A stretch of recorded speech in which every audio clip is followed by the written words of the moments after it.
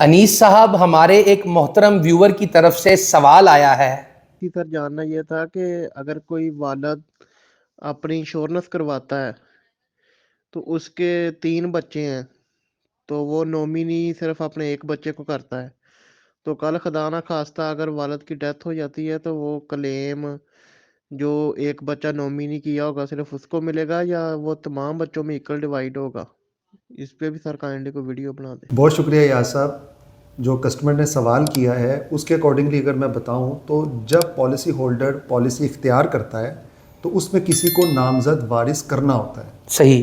اب جس کے 3 بیٹے ہیں یا 4 بچے ہیں، اس میں سے کسی ایک کو اگر وہ متعین کر رہے ہیں ایز اے وارث تو کلیم کی رقم صرف اسی کو ملے گی۔ اچھا، کیونکہ یہ ایسے ہی ہے جیسے آپ زندگی میں وصیت کرتے ہیں کہ صحیح، خدا ناخواستہ مرنے کے بعد جو ہے اس پہ عمل کرنا لازم ہو جاتا ہے۔ ٹھیک ہے۔ تو اسی طرح انشورنس کے تحفظ کو یقینی بنانے کے لیے ایک پالیسی ہولڈر اپنی زندگی میں اپنے وارث کو نامزد کرتا ہے صحیح۔ تاکہ بوقت وفات اس کا کلیم اسی کو منتقل کیا جا سکے۔ اچھا اچھا، اب انیس صاحب یہ اس وارث پہ ہے، وہ چاہے بیٹا ہے یا بیٹی ہے یا کوئی بھی ہے جس کو اس نے اپنا وارث ڈکلیئر کیا ہوا ہے، کہ وہ اپنے باقی بہن بھائیوں میں یا باقی حصے داروں میں جو کہ والد کے یا والدہ کے وارثان ہیں ان کو وہ کوئی رقم اس میں سے دیتا ہے یا نہیں دیتا، ایسے ہی ہے؟ بالکل ایسا ہی ہے۔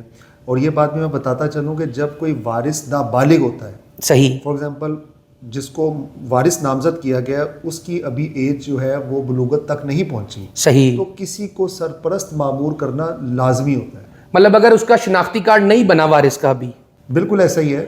تو اس صورت میں جب سرپرست کو معمور کرنا پڑتا ہے تاکہ خدا نخواستہ ڈیتھ کے اوپر جو سرپرست ہے وہ کلیم کو پروسیس کرتا ہے، اور اگر ڈیتھ کے وقت جو نامینی ہے وہ بالغ ہے تو پھر وہ کلیم کے لیے درخواست دیتا ہے۔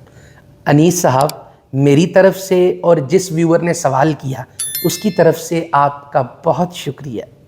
آپ کے مستقبل کی محافظ، state life insurance corporation of Pakistan.